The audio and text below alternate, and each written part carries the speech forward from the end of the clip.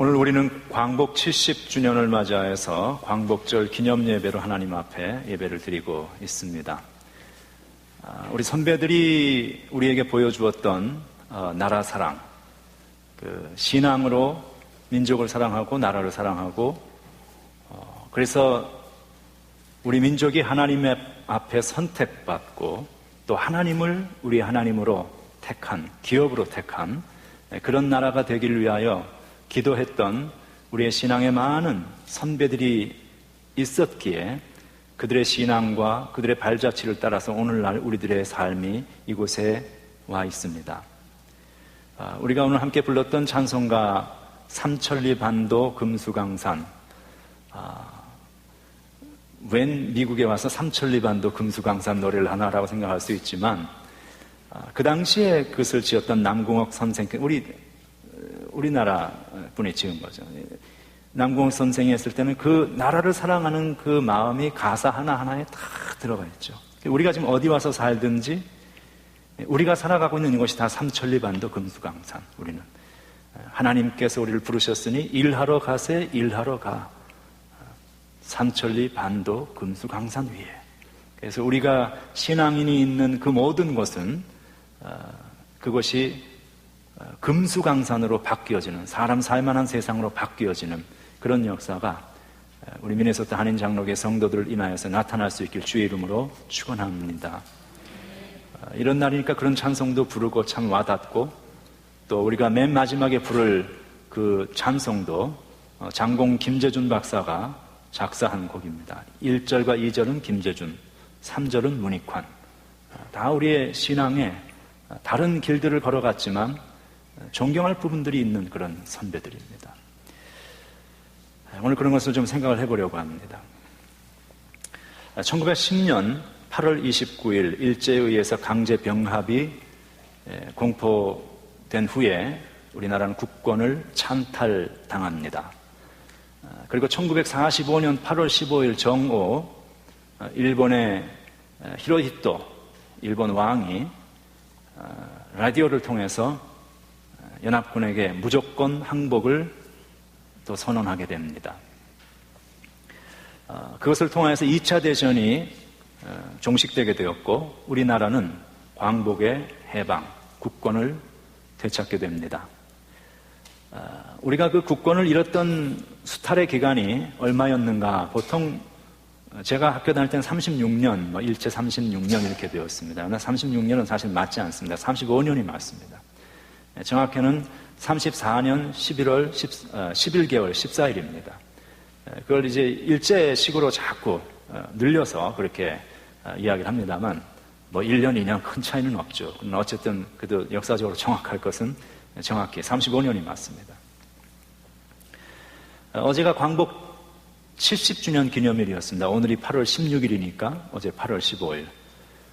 그래서 우리가 이 광복 70년이라는 뜻깊은 시간을 맞이하면서 하나님 앞에 광복의 의미와 또 하나님께서 우리에게 행하신 많은 일들, 그럼 우리는 그 광복을 향유하는 사람들로서 이제 어떻게 살아가야 할 것인가 하는 것을 함께 말씀을 통해서 생각을 해 보려고 합니다. 광복은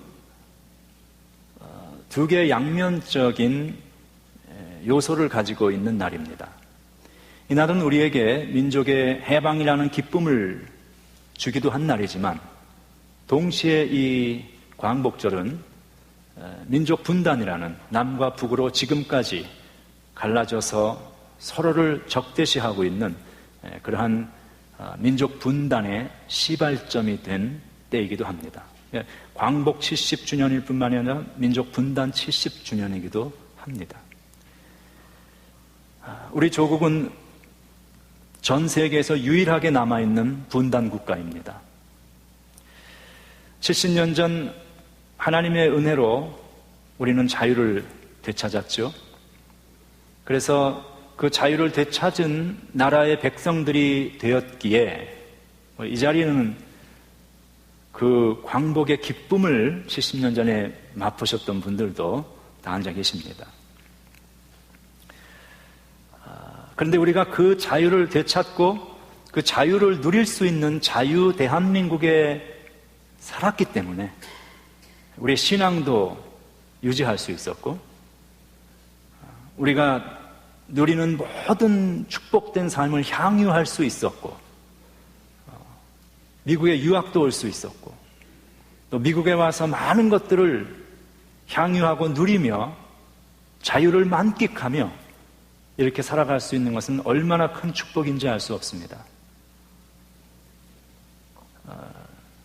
나라가 있어야 국권이 있고 국가적인 자유가, 민주주의가 보장이 되어야 우리의 신앙도 지킬 수 있는 것이죠.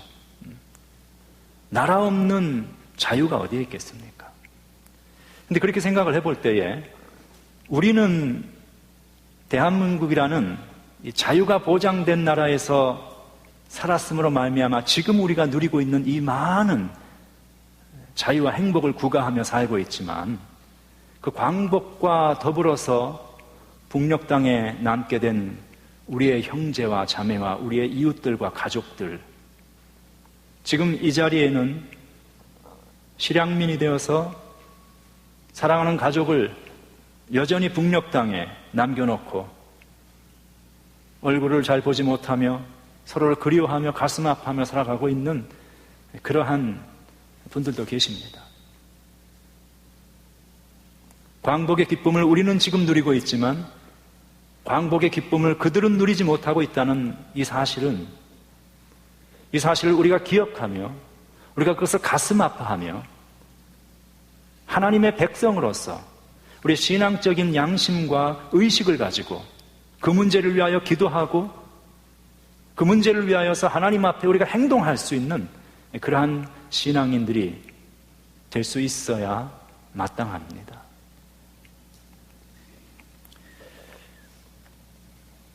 바라기는 우리만 그 자유를 누리고 행복을 구가하는 삶이 아니라 대한민국 한반도에 살고 있는 모든 사람들, 나아가서는 온 세상의 모든 이들이 진정한 자유와 인간다운 삶을 영위해 갈 수 있는 그날을 위하여서 우리의 신앙을 우리가 다듬고 우리의 신앙의 균형을 맞춰가며 일하러 가세 일하러 가 삼천리 반도 금수강산이 되도록 하기 위하여, 성경에 보면 창세기 하나님께서 에덴 동산을 만들어 놓으셨지만 아담과 하와가 그 땅에서 일하고 그 땅을 경작하기 전까지는 그곳은 진정한 에덴 동산이 아니었습니다. 하나님께서 이스라엘 백성들에게 약속의 땅을 허락해 주셨지만 그 이스라엘 백성들이 들어가서 하나님의 정신과 하나님의 뜻을 가지고 하나님의 백성답게 그 땅을 통치해 나가는 그런 세상을 만들기 전까지는 그 땅은 결코 약속의 땅이 아닙니다. 에덴 동산도 약속의 땅도 우리가 아무것도 하지 않는데 그냥 하나님께서 주시는 것이 아니라 하나님은 우리 한 사람 한 사람을 사용하셔서 일하러 가세 일하러 가 삼천리 반도 금수강산이 이 땅 위에 에덴 동산이 되어지고 젖과 꿀이 흐르는 온 모든 사람이 함께 행복과 기쁨을 나눌 수 있는, 더불어 살아갈 수 있는 그런 세상은 하나님이 쓰시는 우리 크리스찬들 믿음의 삶을 통하여서 이루어지는 세상이 되는 것입니다. 우리가 아무것도 안 하고 우리끼리 모여서 예배만 드리고 있으면 그 세상이 그냥 이루어지는 것은 아니죠. 성경이 보여주는 하나님은 항상 부정한 권력에 의해서 억압받고 착취받고 고통받는 이들의 편에 서 계시는 하나님입니다. 구약시대에는 가장 가난하고 가장 보호받지 못하던 사람들의 부류가 있었죠. 고아와 과부와 나그네로 표현이 되었습니다. 요즘 세상은 고아와 과부와 나그네 큰 문제가 없습니다. 그리고 인권이 다 보장이 되어 있고 아동보호법이 있고 여성 인권을 이야기하고, 요즘엔 무슨 이상한 인권을 너무 이야기하다 보니까 죽은 사람의 인권과 피해자의 인권은 한국에도 보면은 별로 관심이 없고 가해자의 인권만 가려주고 무슨 못된 짓을 하는 사람들의 온갖 인권을 다 이야기를 하는데, 그 당시 세상에서는, 그 시대에는 고아와 과부들은 먹을 것이 없었습니다. 삶의 기본적인 보장이 확보되어 있지 않은 사람들입니다. 누구든지 죽여도, 누구든지 그들을 착취하고 이용해도 꼼짝 못하고 그렇게 끌려갈 수밖에 없었던, 마치 우리 한국의 일제 수탈의 시대에 그런 그 위안부로 끌려갔었던 그 여인들이 누구에게도 호소할 길이 없는 고통과 아픔 속에 눈물의 좌절의 시간을 보냈지만 그 누구도 그들을 돌아보지 아니하였던 그런 것과 같은 그런 시대. 기득권을 가진 자들만이 모든 것을 가지고 향유하고 있고, 힘없고 가진 것 없는 가난한 이들은 고통받았던, 그들을 표상하고 있는 성경이 상징하는 표현이 고아와 과부와 나그네라는 것이죠. 근데 오늘 우리가 다 읽지는 않았지만 오늘 이 시편 146편에 나타나는 하나님의 말씀이 이렇게 이야기를 합니다. 여호와께서는 나그네들을 보호하시고 고아와 과부를 붙드시고 악인들의 길을 굽게 하신다고 말씀합니다. 여기서 이 악인이라는 것은 저렇게 힘없고 보호받지 못하는 이들을 이용하여서 자신의 것을 채우는 그런 사람들을 의미하는 것이죠. 하나님은 그런 하나님이시다. 7절도 그것을 말씀합니다. 여호와는 억눌린 사람들을 위해 정의로 심판하시고 줄인 자들에게 먹을 것을 주시는 이시로다. 여호와께서는 갇힌 자들에게 자유를 주시는도다. 그래서 성경을 보면 성경에 나타나는 하나님은 항상 약한 자의 하나님, 가지지 못한 자의 하나님으로 나타납니다. 그것은 가지지 못했기 때문에 그들이 의롭다는 이야기는 아니에요. 그러나 하나님은 모든 사람들이 공평하게 하나님께서 주신 인간다운 삶의 축복을 다 같이 누리며 살길 원하시는 것이 하나님의 마음입니다. 우리 부모의 마음을 생각하면 좋겠죠? 잘 사는 자식이 있고 못 사는 자식이 있어서 항상 눌리고 좀 잘 나가는 애가 있고 좀 눌리는 애가 있으면 부모의 마음이 항상 어디로 갑니까? 얘가 뭐 더 잘나서가 아니죠. 그런데 상대적으로 못하니까 부모의 마음을 항상 그리로 가는 거예요. 하나님 마음 똑같습니다, 여러분. 우리가 이런 광복 70주년을 맞이하면서 우리의 신앙을 되돌아보면서 하나님의 마음이 어디에 가 계시는가를 생각해야 합니다. 그리고 우리의 마음이 그 하나님의 마음을 따라갈 수 있는 신앙이 되기를 우리는 소망할 수 있어야 합니다. 우리가 예수 믿고 내 마음에 평안 얻고 예수 믿고 나 잘 먹고 나 잘 살고 성공하고 병 낫고, 여러분 이런 것들이 신앙의, 하나님께서 우리에게 보여주시는 신앙의 본질이 아닙니다. 그것은 세상 사람들도 다 원하는 지극히 이기적인 자기중심적인 가치관이죠. 우리가 종교의 이름으로, 이름만 하나님으로 예수님으로 바꿔놓을 뿐이지 우리의 삶의 의식 자체가 언제나 나 자신만을 생각하는 삶이 된다면 우리가 세상 사람과 다를 것이 무엇이 있습니까? 성경 그렇지 않다는 것입니다. 크리스찬들의 의식은 항상 하나님의 마음이 가 있는 그곳, 약한 자들과 억압받는 자들과 고통받는 하나님의 마음이 그곳에 가 계시기 때문에 우리의 마음이 그곳으로 가야 한다는 것을 성경은 말하고 있습니다. 그리고 그 약한 자, 갇힌 자, 억눌린 자를 돌보시는 하나님의 은혜가 우리 민족과 함께 하셨기 때문에 우리가 광복의 해방을 맞이할 수 있었다는 사실을 우리는 잊어서는 안 될 것입니다.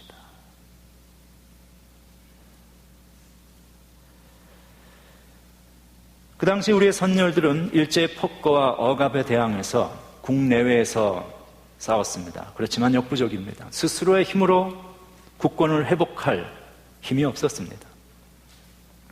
마치 이스라엘이 애굽의 노예가 되어 있었지만 그들 자신의 힘으로는 해방과 자유를 얻을 수 없었던 것과 똑같은 상황입니다. 그런데 하나님께서는 이스라엘의 부르짖음을 들으시고 그들을 고통에서 해방하여서 그들을 자유인으로 만드셨습니다. 누가 하셨습니까? 하나님이 행하셨다고 이스라엘 백성들은 고백하고 있습니다. 마찬가지이죠.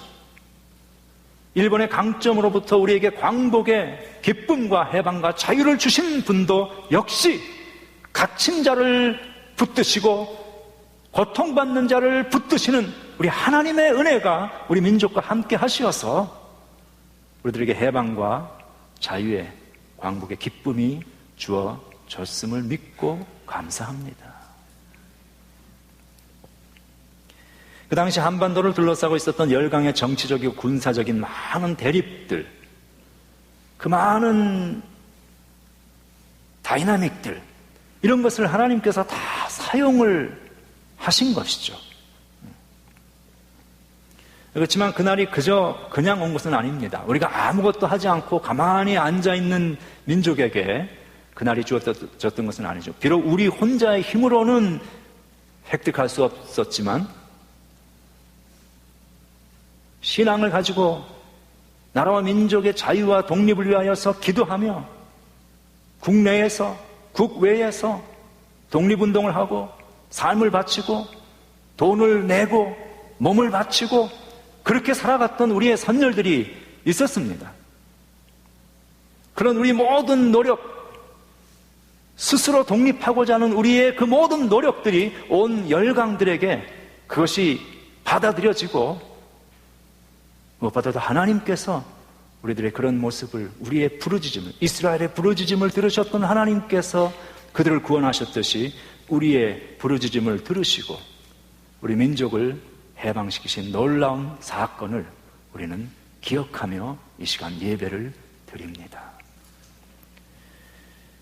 그 선열들의 믿음과 행동하는 삶을 우리는 기억해야 합니다. 그리고 그 주변에서 우리를 도왔던 그 사람들을 우리는 또한 기억해야 합니다. 그리고 우리도 그 선열들의 피와 땀과 삶이 있어서 그것이 씨앗이 되어 오늘날 우리가 이 자유를 구가하고 있는 것처럼 오늘날 우리가 살아가는 삶의 신앙의 아름다운 씨앗과 우리의 행동하는 모습들이 있어서 우리의 자녀들의 세대가 하나님의 축복과 은혜 가운데 살아갈 수 있는, 그래서 그들이 훗날 우리를 기억할 때에 우리의 어머니 아버지들, 우리의 할머니 할아버지들, 그분들이 계셔서 오늘날 우리가 이렇게 살아갈 수 있다는 신앙을 고백할 수 있는 그러한 믿음의 사람들이 우리 모두 되어질 수 있기를 간절히 소망합니다. 어제 신문을 보니까 광복 70년 기념식이 나라 이곳저곳에서 이루어졌습니다. 근데 그 축하의 와중에 어떤 반미 단체들이 허가받지 않은 불법 시위를 미국 대사관 앞에서 벌였다는 기사가 나왔습니다. 미국 물러가라! 이제 시위했겠죠. 그 시위를 주도한 단체는 한국진보연대라는 단체와 민주노총이라는 단체였습니다. 한국진보연대는 우리에게 아직도 기억이 생생한 2008년도 미국산 쇠고기 수입 반대 투쟁을 통해서 우리나라의 국가에 끼친 해악이 2조 7천억여 원의 손해를 가져온 광우병 사태를 주도했던 단체입니다. 이 광우병, 그거 한국 사람들이 전멸할 것처럼 그 야단을 했는데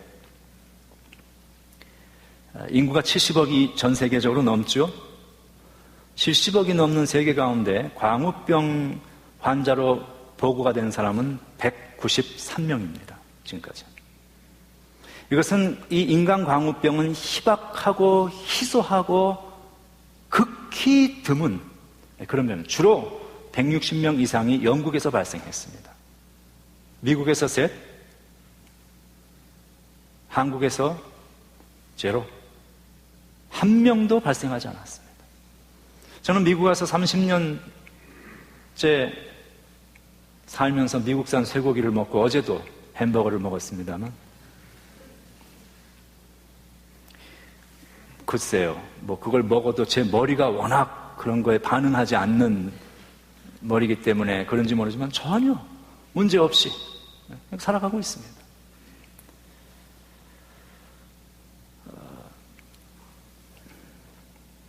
전교조가 속해 있는 전국 교직원 노동조합이죠. 민주노총은 38선과 남북 분단에 대한 전적 책임이 미국에 있다고 주장하는 단체입니다. 그들이 지난 5월 달에 노동자 통일 교과서 노동자, 통일을 부탁해 라는 책을 출간했습니다. 그 책 내용에는 북한이 주장하는 내용이 그대로 거의 판박이처럼 들어있습니다. 남한을 미국의 식민지로 기술하고 있고, 북한의 핵 개발에 대한 정당화, 그리고 유교의 원인을 이렇게 기술을 합니다. 그것은 분단을 해소할 수 있는 내전이었다.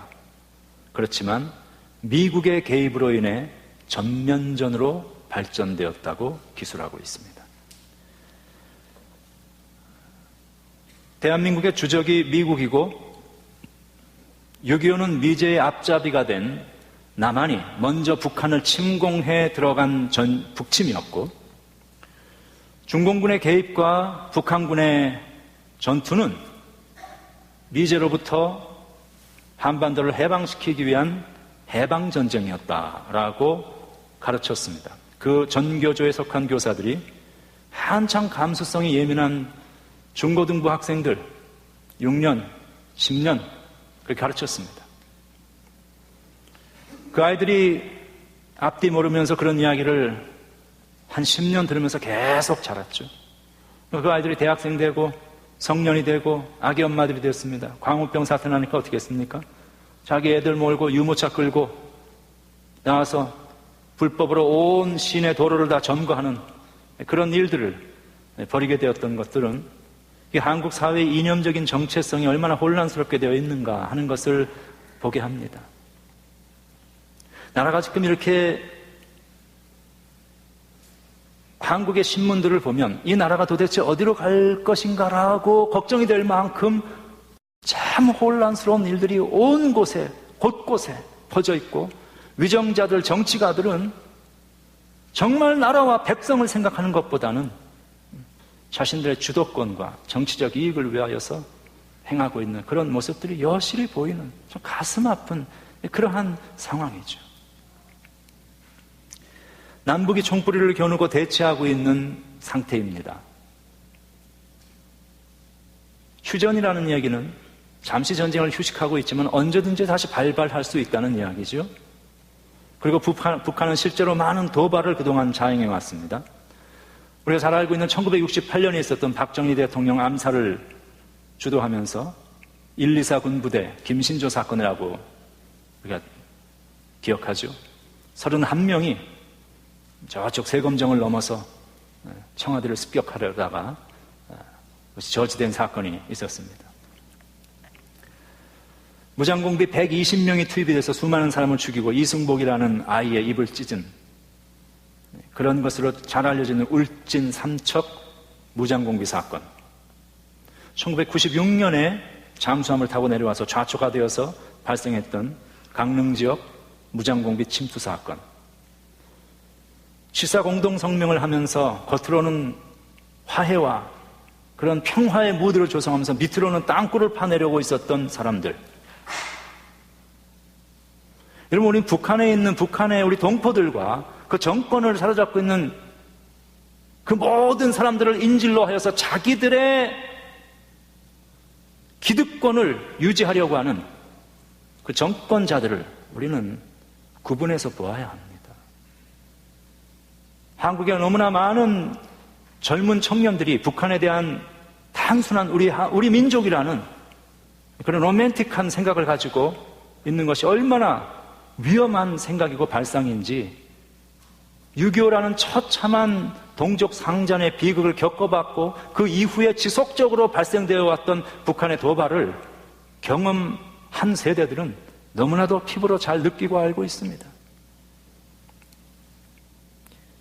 그러한 물리적인 도발뿐만이 아니라 고정간첩을 남한 땅에 심어놓고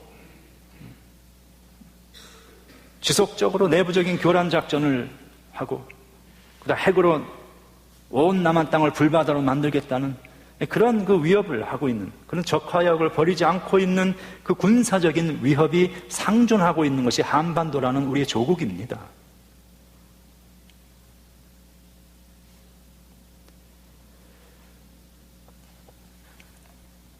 경제적으로도 6.25 전쟁 이후에 잿더미가 된 나라에서 한국은 전 세계적으로 가장 최악의 빈국이었습니다.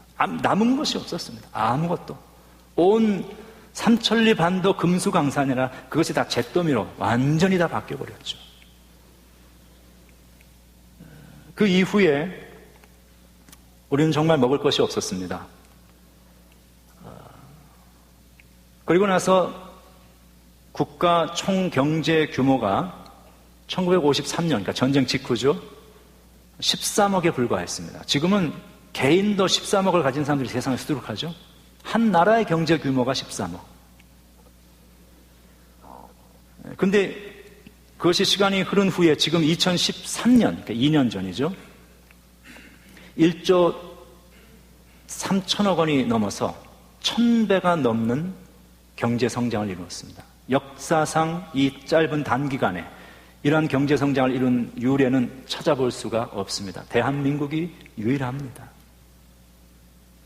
그래서 저는 이 한국의 발전을 그 가난하던 시절에 살다가 지금 와서 이렇게 이런 것을 누리고 살아가는 이 모습, 그리고 우리 청년들, 저희 애도 한국을 왔다 갔다 하고 저는 못 갔다는데 얘네들은 어떻게 가는지, 쥐들 돈으로 가니까. 근데 그런 거 보면 가슴이 벅차요. 항상 가슴이 벅찹니다.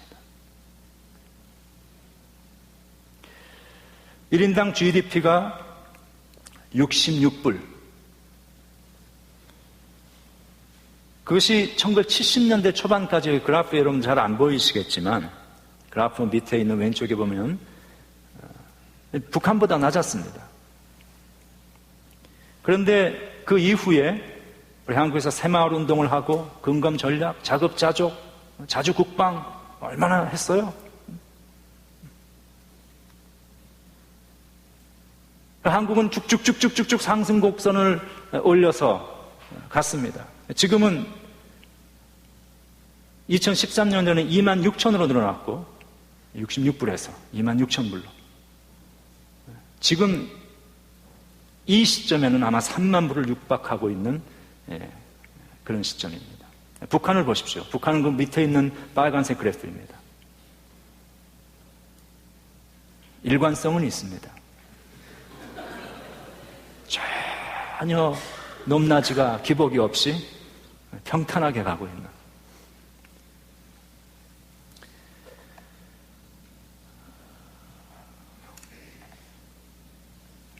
먹을 것이 없어서 소나무 껍질을 벗겨 먹었고 쑥과 보릿가루를 반죽해가지고 먹었습니다. 여러분, 쑥이라는 것은 사람 먹는 게 아니에요.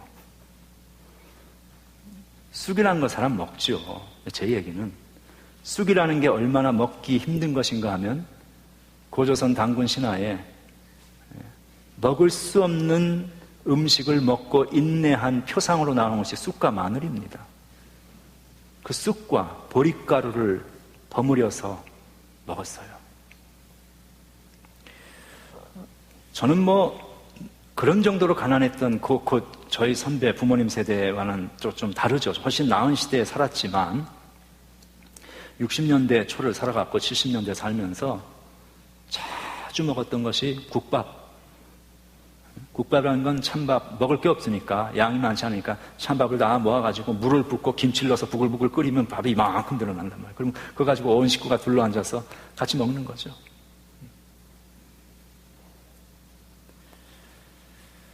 제가 대학교 때에 전방 입소 훈련을 갔습니다. 가서 이제 그 당시에 전방에 나라를 지키는 우리 군인들, 거기 80년 초니까 그 똑같은 음식을 먹었어요. 그들하고 같이 배식을 받아가지고. 처음에 배식을 받는데 이 배식판이 더럽죠.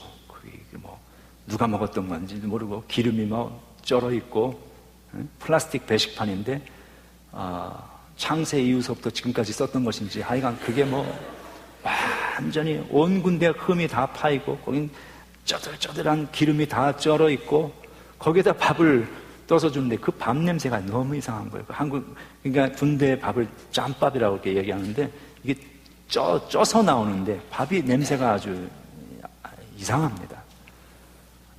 그리고 그 옆에는 국 하나. 국에는 뭐 별로 들어간 게 없습니다. 그냥 무슨 국인지 자각한 국 하나. 그 다음에 김치가 하나 있는데 그 김치가 없으니까 양상추를 양배추인가요? 양배추를 썰어가지고 김치처럼 버무려 놓은 거예요. 그걸 먹는 거예요. 첫날은 도저히 먹을 수가 없는, 너무 더러우니까. 그래서 가운데만 이렇게 밥을 파서 먹었어요. 이튿날부터는 없어서 못 먹었습니다. 너무 배가 고픈 거예요. 배가 고픈 게 어느 날은 생선이 한번 나왔는데 이게 정체를 알 수 없는 생선이에요. 이게 뭔지 알 수 없는데 그렇지만 생선이 나왔다는 그 사실로 인해서 우리는 감격하였고 그것을 주머니에 집어넣고 그 누가 입었던 군복인지도 모르는 거죠. 그러나 그 시대에는 먹을 게 없었어요. 그거를 가지고 다니면서 먹었어요. 근데 지금은 얘기를 들어보니까 군대에서 햄버거도 나온다 그러고 피자도 나온다 그러고 뭐 골라서 먹을 수 있다고 하더군요.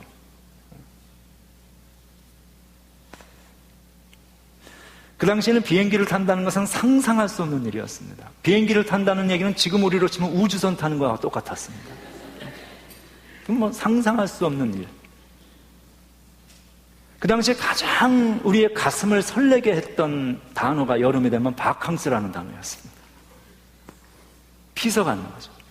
피서 생각할 수가 없는. 피서라는 것은 옆에 개울물에 가가지고 개 데리고 가서 나도 목욕하고 개도 목욕하고 같이. 그런 정도. 그리고 조금 여유가 되면은 기차 타고 한 1시간쯤 가가지고 어디, 그래 봤자 거기도 개울, 조금 큰 개울. 그런 걸 가는 거예요. 피서를 갔다 온다는 개념은 지금 우리식으로 얘기하면 천국을 다녀오는 것과 똑같은 개념이었습니다. 그런 정도의 수준. 상상할 수 없는. 근데 요즘은 뭐 보니까 우리가 어떻게 살아갑니까? 일부 예배에 디모데 애들이 없어요. 너무 비어서 얘들이 왜 이렇게 예배를 안 나오냐 이렇게 물어봤더니 방학을 했는데 여름 학기가 끝나고 나서 한 며칠, 가을 학기 시작할 때까지 며칠 시간인데 그때에 그 짧은 기간 동안 한국 나갔고 뭐 유럽에 친구 만나러 가고 그랬다는 거예요. 우리 그렇게 살아갑니다. 지금은 어디를 가나 우리 한국에 모든 IT 제품들이 삼성이라든지 뭐 자동차, 현대, 기아 온 세계를 다 누비고 어딜 가나 한국의 전광판들이 반짝반짝반짝 켜져 있잖아요.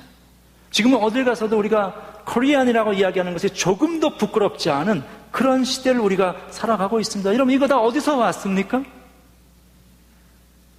불과 30-40년 전만 해도 우리는 삼류국가도 되지 않은 미개한 나라였고 누구도 알아주지 아니하는 그런 나라였어요. 저런 쭉쭉쭉쭉 상승곡선을 올려가는 이 일들이 다 어디에서 왔는가 하는 얘기예요. 이 이스라엘 백성들은 이것을 어떻게 고백하고 있는가 하면 자신들의 삶이 속박과 구속 속에 있었던 인생에서 자유와 해방을 얻어 하나님의 백성으로 변하게 된 것은 하나님께서 그들을 축복하시고 하나님께서 그들을 부르셨고 하나님을 기업으로 삼은 백성이 되었기 때문이라고 고백하고 있는 것처럼 우리도 역시 수많은 믿음의 우리의 신앙의 선배들이 그 가난하고 어려운 나라 속에서 나라를 위해서 기도하고 민족을 위하여 기도하고 했던 그 많은 기도와 부르짖음이 하나님 앞에 상달되었고 하나님께서 우리 민족에게 은혜를 베푸시고 우리를 불쌍히 여기셔 오늘 이만큼의 자유와 풍요를 우리는 누리고 살아가고 있다는 사실을 우리는 결코 잊어서는 안 됩니다. 하나님의 은혜입니다. 정말 이 애국가 가사처럼 하나님이 보호하사 어떤 목사님이 그 전에 그런 얘기 하시잖아요. 우리가 애국가를 참 잘 지은 게 애국가를 부를 때는 중도 하나님을 찾고 무당도 하나님을 찾고, 그걸 다 온 민족이 하나님이 보호하사 찬송하니까 하나님 우리를 축복하셨다. 대한민국이 자유민주국가가 되어서 살아갔고 그 땅에 살 수 있었다는 것은 얼마나 큰 프리빌리지이고 얼마나 큰 축복인지 알 수가 없습니다. 지금은 G20 국가들과 세계 강국의 열강들과 어깨를 당당히 하잖아요. 누구도 한국을 무시하지 않습니다. 이제. 우리가 이만한 삶을 누리고 살아가는 것은 하나님의 은혜, 여호와 하나님께 자기의 소망을 둔 백성이 되었기에 하나님께서 우리의 기도를 들으시고 우리를 불쌍히 여겨 주신 하나님의 은혜임을 우리는 이 광복 70주년을 맞이하면서 다시 한번 되새겨 볼 필요가 있습니다. 우리가 지나온 역사의 뒤안길을 쭉 돌아보면 역사의 위기마다 하나님의 간섭하심이 있었고 하나님의 인도하심이 우리와 함께 했습니다. 하나님은 인간의 이성을 뛰어넘는 초월적인 방법으로 우리에게 역사하시기도 하지만 동시에 우리 주변의 평범한 사람들, 우리 주변의 공동체, 우리 주변의 나라들을 사용하셔서 우리의 삶을 축복하기도 하시고 또 어떤 나라를 쓰러뜨리기도 하시고 그런 주권의 하나님이십니다. 미국을 남북이 분단되어진 남북 분단의 70년의 책임자로 몰아가고 있는 그런 사람들이 있지만 우리는 그 당시의 역사를 좀 정확히 들여다볼 필요가 있습니다. 그 당시 2차 세계대전이 진행될 때 그 2차 세계대전을 종식시킨 두 개의 대표적인 나라는 미국과 소련입니다. 중국은 계속 일본에게 얻어 터지면서 대국의 구실을 사실 그 당시에 하지 못했습니다.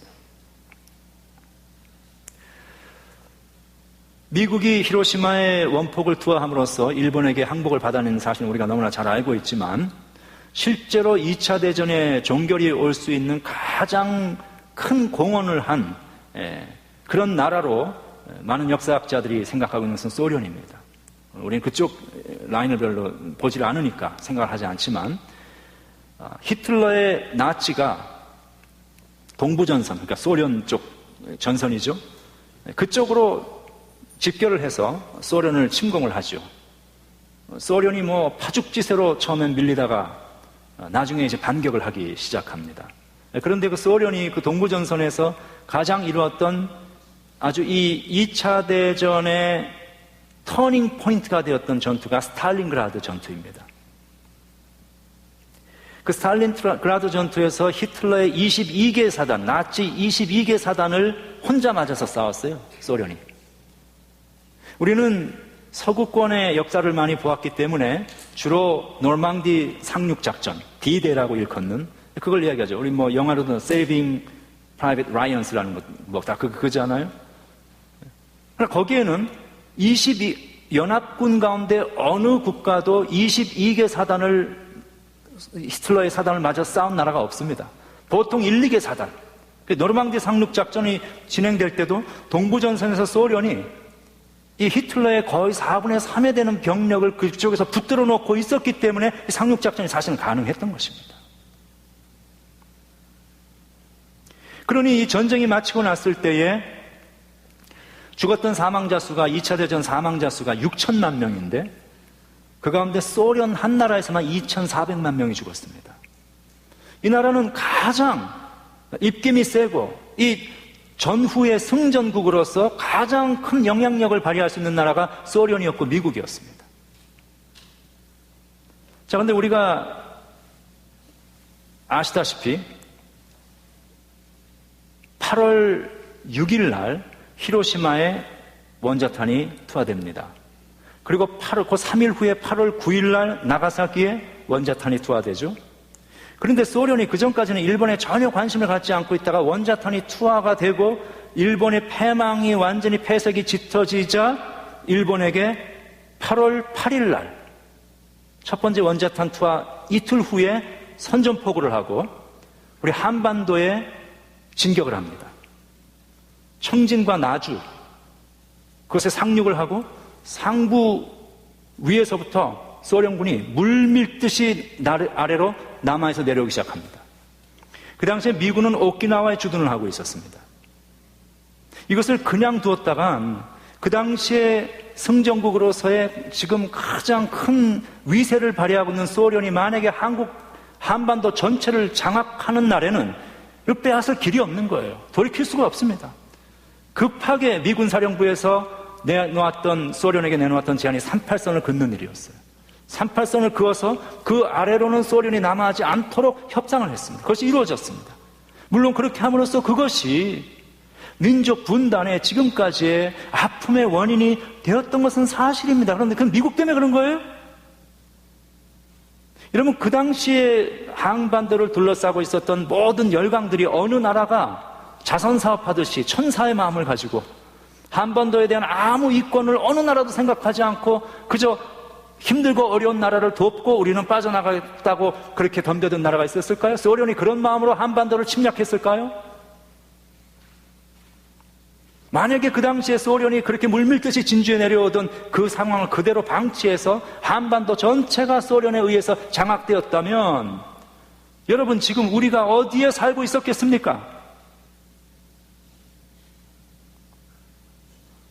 우리 중에 어느 누구가 미국으로 유학을 나올 수 있었겠으며 어느 누구가 지금 이 땅에 와서 자유롭고 평화로운 나라에서 자녀를 키우며 살아갈 수가 있었겠어요? 저는 지금 이념에 관한 이야기를 하고 있는 것이 아니에요. 역사적으로 있었던 현실을 우리가 실제로 구체적으로 보자는 것입니다.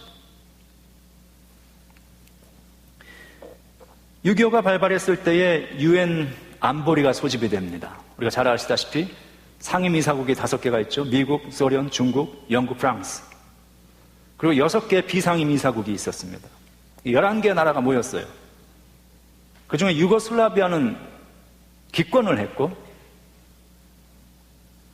자, 나머지 나라들이 결정을 해야 합니다. 이게 만장일치가 되어야 하는데 반대하는 나라가 있고, 더군다나 소련 같은 나라가 한국에 전쟁이 발발했는데 연합군을 파견하자는 그 유엔 안보리의 제안에 반대표를 던지면 끝나는 거예요. 16개국의 연합군 파송 불가합니다. 근데 놀랍게도 소련이 그날 그 안보리 회의에 불참을 합니다.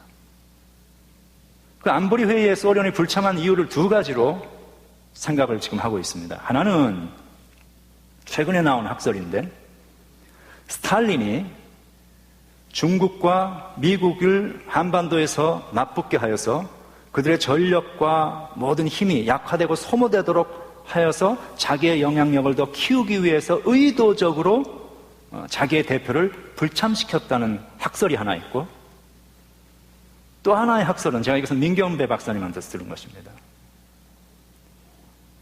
그날 안보리 회의가 있는데 소련 대표가 탄 자동차 고장이 난 거예요. 회의장에 도착을 하지 못했습니다. 결과는 9대0으로 만장일치로 한국의 연합군을 파견하는 것으로 가결이 되었습니다. 여러분, 이런 일들이 어느 쪽이 되었든 간에 스탈린이 자기의 꾀였다 할지라도 자기의 꾀에 자기가 넘어간 것이죠. 그런 일들을 통하여서 우리나라가 자유를 찾을 수 있었고, 우리나라를 빼앗기지 않고 지킬 수 있었고, 그 결과로 우리는 오늘 여기 지금 와 있는 거예요. 6.25를 겪었던 많은 우리의 선배들이 계시지 않습니까? 저희 아버님도 6.25 때 장교로 참석을 하셔서 중공군의 포로가 돼가지고 저 삼수 갑산 끌려 올라가셨습니다. 다 죽이고 장교 1명 정보를 뽑아내기 위해서 살려놓고 내일이 처형일인데 중공군들이 빼가를 먹고 다 잠을 그날 자버려가지고 날씨가 추우니까 지키던 경비병도 조는 사이에 죽이고 남한에서 내려오셨어요. 40일을 내려왔는데 밤에 이동하고 낮에는 눈 파고 들어가서 숨어 계시고, 그렇게 해서 40일을 내려와가지고 살아나서 제가 태어났습니다.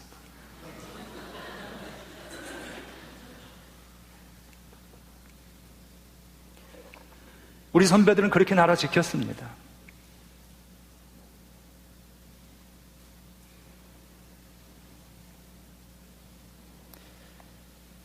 시편 33편 10절과 12절은 이렇게 말합니다.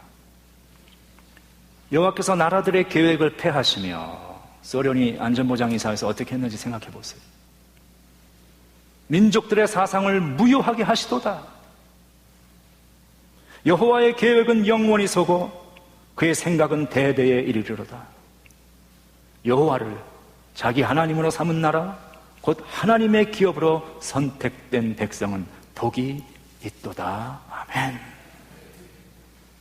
놀랍게도 그때 안보리의 중국 대표는 대만이었습니다. 우리와 친화력이 있었던. 참 그 모든 것이 하나님의 적절한 타이밍 속에 이루어져 나가는 은혜.